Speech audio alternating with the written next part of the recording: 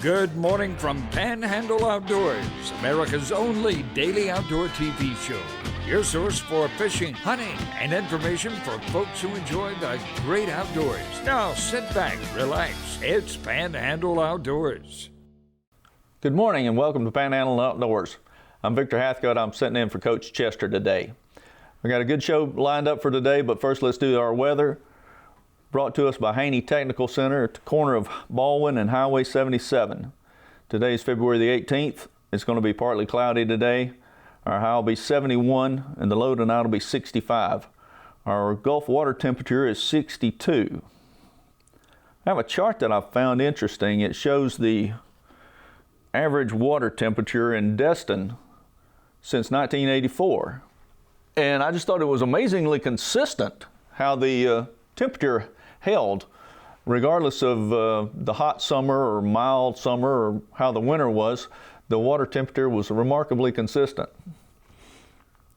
Our tide times today, reporting from Destin, low tide was this morning at 4:43 and high tide will be this evening at 6:04.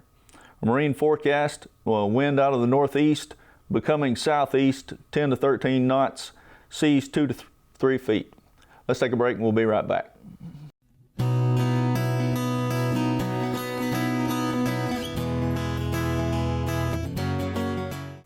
And welcome back. I had a guest lined up for today, but something happened. He wasn't able to make it. So I'm just going to be recapping some of the stuff that I've been involved with since the last time I hosted. I was fortunate to be invited on another tuna trip out of Gulf Shores on the Summer Breeze 2.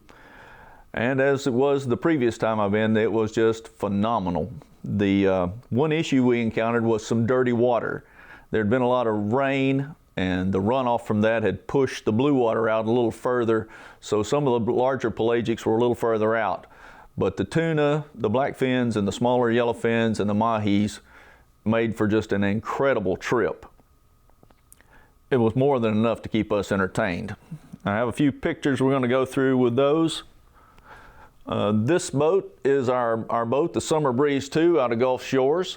As you can see, it's big enough for the job and it's certainly capable. A really good crew and captain is just phenomenal. The whole thing was, it's as easy as one of these trips can be. And what we typically do, our schedule is normally we leave in the afternoons and we ride all night. When we wake up in the morning, we're ready to start jigging for smaller blackfins and yellowfins until the sun comes up. Then we troll for the larger fish the rest of the day. Then back to jigging at night. We sleep overnight. Then the next morning we're snapper fishing. And some of the snapper fishing is, we have great snapper fishing in Florida. There's lots of great snapper fishing in lots of different places. Our next picture is yours truly with the first blackfin of the day. That's when early in the morning we were jigging for them, and I was able to land one early on. They have a couple of different variations. That belt that I'm wearing there, you'll see that that's typical for what a lot of the stuff we see around here. It's just a simple belt with a slot for the butt of the rod. I'm still amazed at the technology and engineering that allows this to happen. Once you get up on those oil rigs, just the pure massive size of them is just incredible. And of course it makes for a tremendous habitat for sea life. But that we're able to do that, it still just confounds me. And there's our motley crew just getting up. You can see the sun's just coming up and we're all milling around anticipating those first hookups of the day. That's yours truly. You can see it's a little later in the day. I'm wrapped up. I'm a sensitive type. I'm very prone to skin cancers and stuff. So once the sun comes up, I wrap up and stay covered up as well as I can. Because if you're going to be out there all day, you can really get burned really bad. And this is the other type rig we have. This is more for terminal tackle. You'll see the butt of the rod is a lot lower, and you can see the belt behind me and then under my back side there.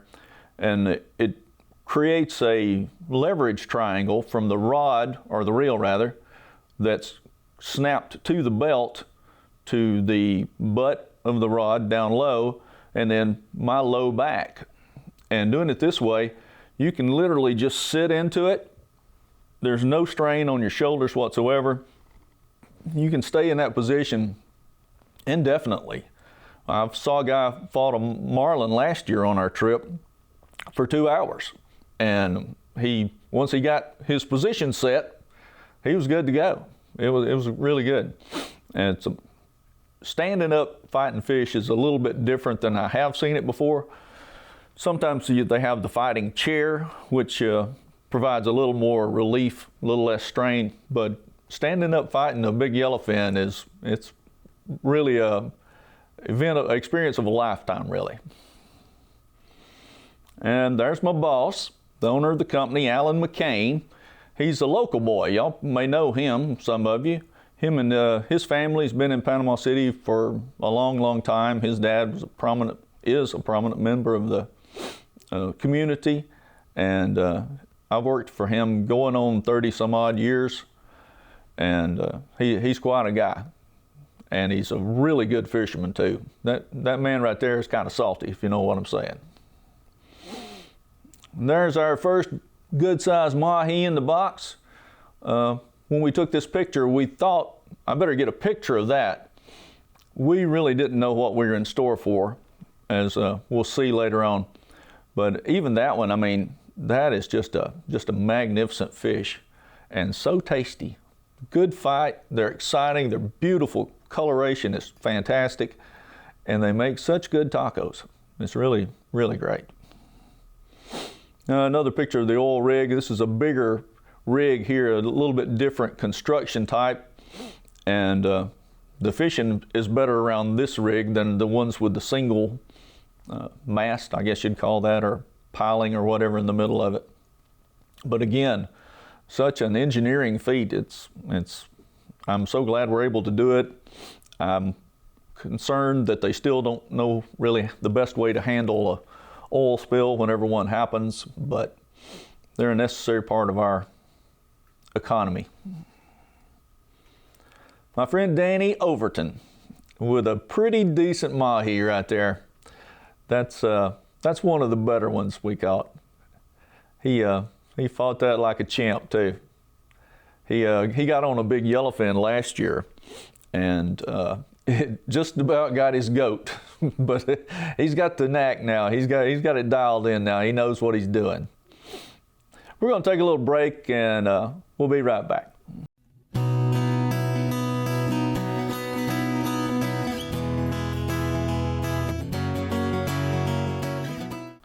And we're back. All right, we're going to continue with our pictures and my discussion of the tuna trip I was just on. Got a picture now of that nice mahi that Danny caught, and I don't know, you can't really tell it, but that thing just barely fit in that cooler. And the thing was, we had a few like that. It wasn't just the one. There's another one coming on board. Again, just a tremendous crew, handled everything. You know, if you could wind the reel, that's really all you had to do. They would dress you, they'd put the right belt on you and lock you in and land the fish and bait your hook, and off you go again. That's the cart with some of the tuna and some of the mahi we had in it. We're heading back now, or we're back at this point. Again, just a tremendous trip. We stopped, like I said, on the way back and snapper fished, and my goodness, the size of those snappers and the fight in them. They're just incredible.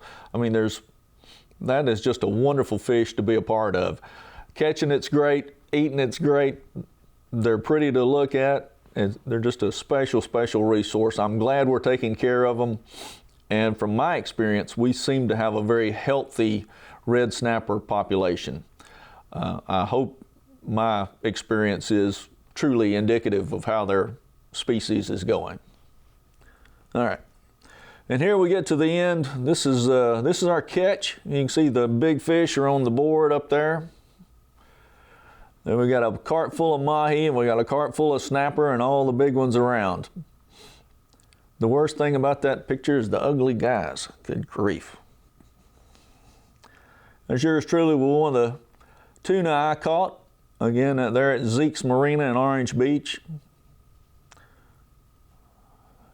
Another picture of the big board there. It was just a fantastic trip. And of course, everybody went home with a cooler full of fillets too, so nothing wrong with that. And that's the last one, I think. Oh, there's the two biggest mahi. And the one on the right is turned sideways, of course. He's really just about the same size as the one that Danny's holding. All right.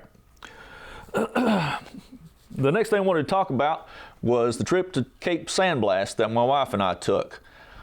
We had been wanting to get back over there. We knew something about how the area had been hit with the storm and everything. We were involved in some relief efforts, specifically with the First Baptist Church of Mexico Beach with Pastor Eddie over there. And we went through there. We had an opportunity to drive over there. And there was such an odd mixture of emotions there. You know, you see new homes, new businesses, places that are opened up and going back full song. And then you'll see a tattered blue tarp flapping in the wind where somebody's house hasn't even started being remodeled yet or renovated at all. And it may not be.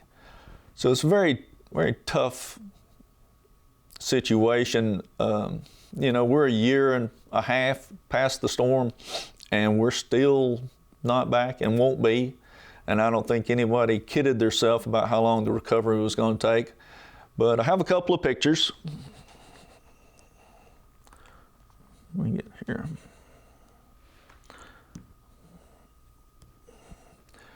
All right. And there's a lot of this. It's just debris piles, and they're everywhere over there. And you can see the condition of what used to be a forest anyway. It's still heartbreaking to see some of that. It's very tough. And I'm still amazed that people don't understand. You know, everybody thinks a year and a half later everything's good and everybody's back and we're back and ready for spring break. And to a degree we are. But there's still so many people out there still with such struggles in front of them. For example, we mentioned the church there in Mexico Beach. Well, there are the steeple sets. Obviously not where it used to be.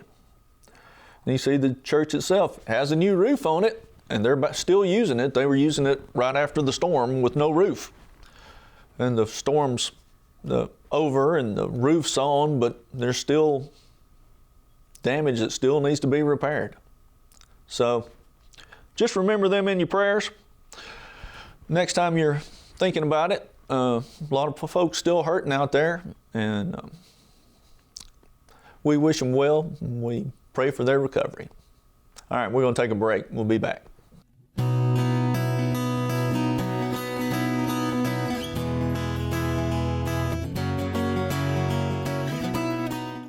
Welcome back. On a happier note, I've been dying to talk about the new park, Choctawhatchee Bay, the north side of 331 Bridge. And we have it on Google Map here. You can kind of see where it is. This is an older photo, so it doesn't show any of the improvements right now. But right there right above the little arrow mark on it, you can see the boat launches there already. But the whole thing is just so very well done. I was really impressed with Walton County investing in what I believe is going to be a great project for the community, and it's free. They left all the oak trees there, so there's lots of shade. There's picnic tables. There's a little beach area. There's always been a little beach area there, kind of improvised beach that people would come to whenever they couldn't get on the beach down at the ocean. There's a big building with lots of restrooms in it. Everything looks very durably done, you know, like it's going to last for a long time. There's even a kayak launch for the handicapped. First one I've ever seen. I didn't know they made such things. And then I mentioned it's free. Anyway, all in all, it's just a wonderful project. And this is, if you don't know anything about the area, let me see if I can navigate the Google Earth here. But this is the 331 bridge right there in Walton County. And it's on the north end. And if you look on the south end down there, you can see Frank Pilcher Park.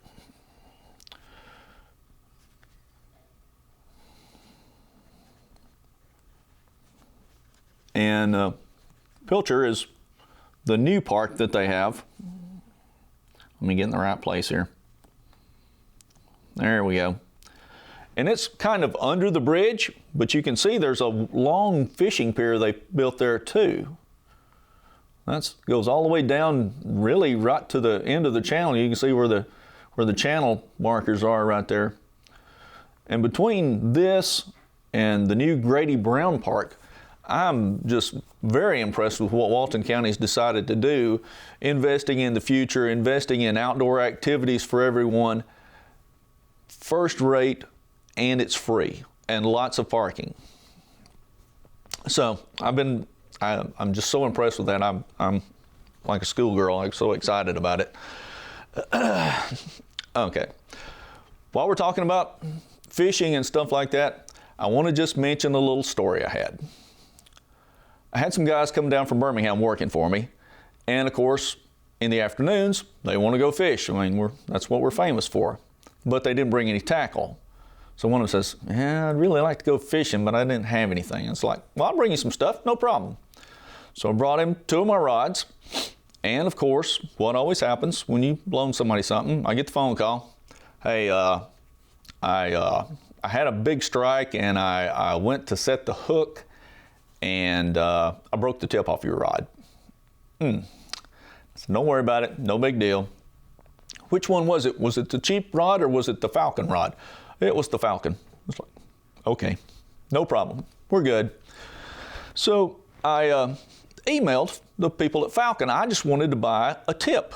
I was just going to make it, it broke off about 4 inches. I was just going to put a new tip on it. So the lady I emailed said, give me a call, I need to talk to you about this. So I called her, and she said, well, what's the deal? And I said, well, it's a rod I've had several years. The guy was fishing with it, set the hook, broke the tip off of it.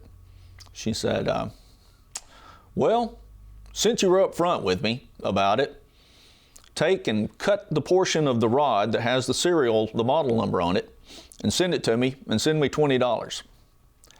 And I got a brand new rod.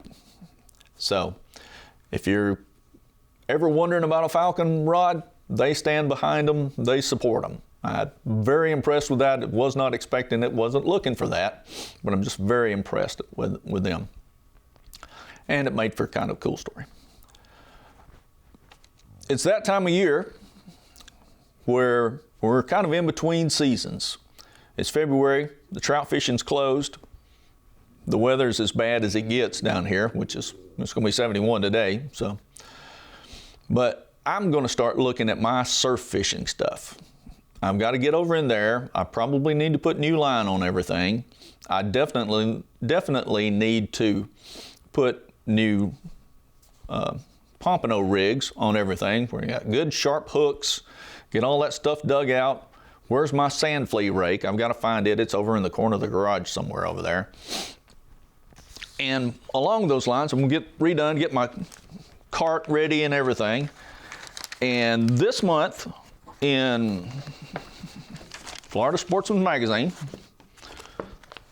article, 12 Tips for Surf Fishing Success.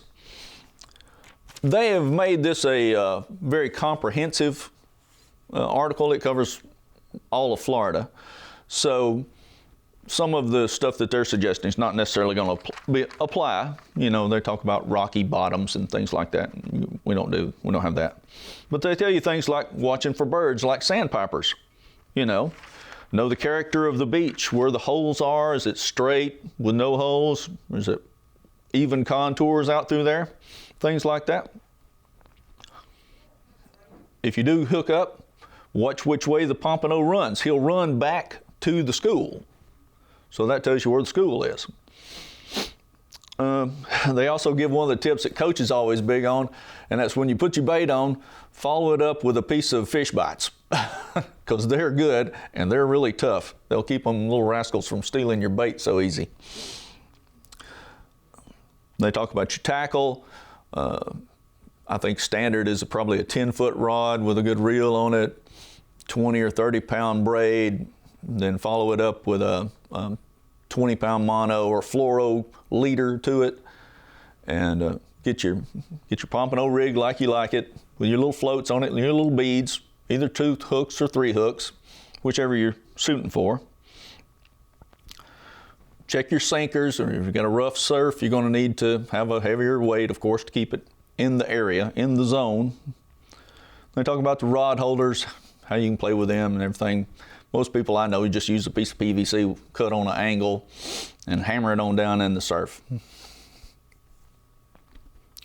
Then they mention your cart. A good, by the time you get all the stuff you're going to have, you don't have to have a cart. I didn't for a few years, but eventually you'll need a cart. So don't worry about what kind of cart, get whatever cart you're comfortable with. All right, we're getting close to wrapping up the show. I hope you don't mind the various topics I covered today. I didn't especially intend it, but it just works out that way sometimes. I want to thank Coach for giving me the opportunity. I want to thank him for being the man he is, providing all the community support and all the things he does for this community and the fishing community at large. I thank him for all he does. I want to thank Jeff for holding my hand through all this. I'm a little trouble sometimes, it seems. I want to thank y'all all for watching today. Get out there and enjoy the outdoors while the weather's good. Do all you can do while you can. Thank you for watching. Tight lines, y'all. Thanks for watching America's only daily outdoor TV show, Panhandle Outdoors with Winston Chester, featuring hunting, fishing, and other activities and information to help you enjoy the great outdoors. Join us next time for Panhandle Outdoors.